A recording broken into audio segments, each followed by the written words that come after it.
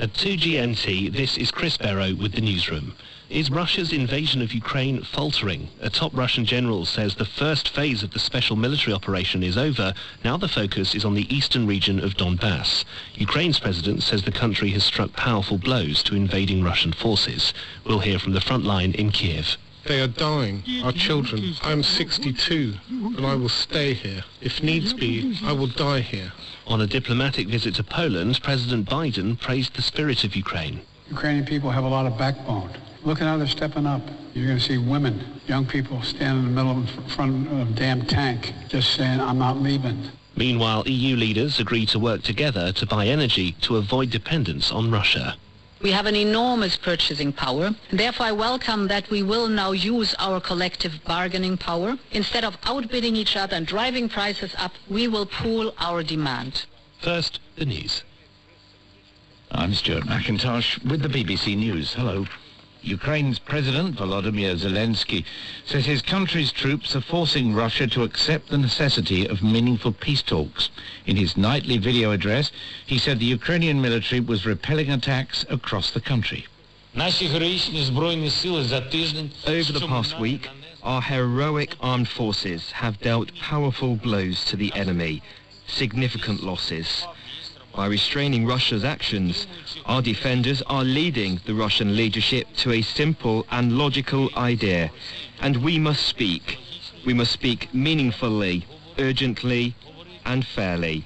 Mr. Zelensky was speaking after Russia indicated it was changing its approach to the war. A senior general said the first stage of the campaign was over and its focus would shift to the eastern Donbass region. EU leaders have agreed to make joint gas purchases in response to surging prices caused partly by the war in Ukraine.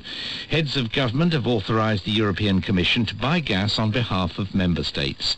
The Commission President, Ursula von der Leyen, said European countries were in a stronger bargaining position if they worked together.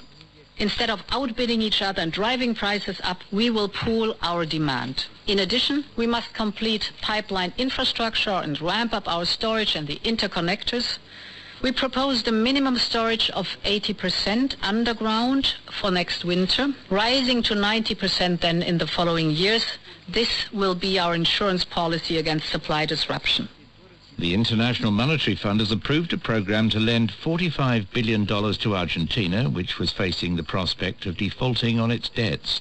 In a statement, the IMF acknowledged the plan came with exceptionally high risks.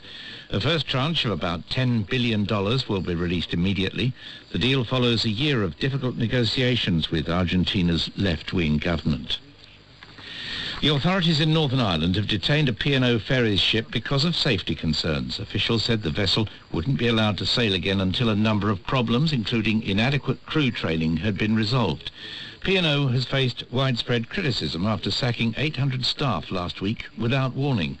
Katie Austin reports. The Maritime and Coast Guard Agency was given the task of inspecting 8 P&O ferries before they could sail again.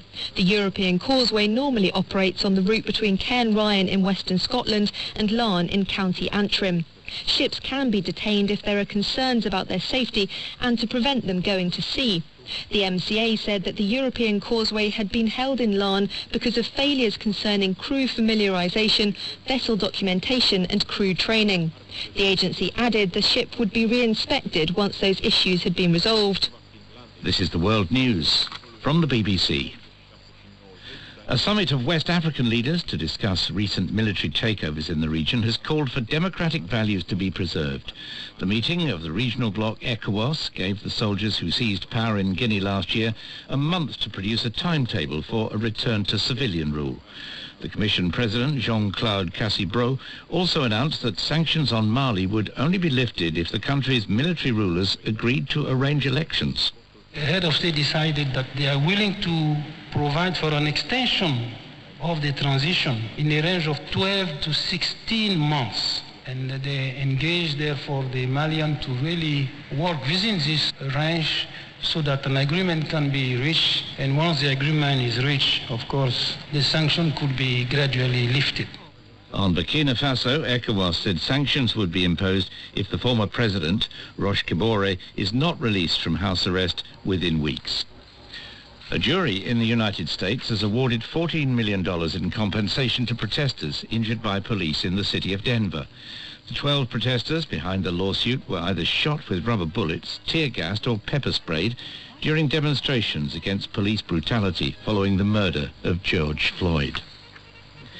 The Telegram messaging app has signed an agreement with Brazil's electoral authorities to tackle the spread of fake news ahead of the presidential poll in October. Last week, the electoral court blocked access to it because of its refusal to join the anti-misinformation program. The Ukrainian heavyweight boxer Alexander Usyk has confirmed he's preparing to defend his world title in a rematch with Anthony Joshua. Usyk returned to Ukraine last month and joined the military to fight the Russian invasion, but he's now left and has posted a video on social media saying he's getting ready to face his British rival again. BBC News.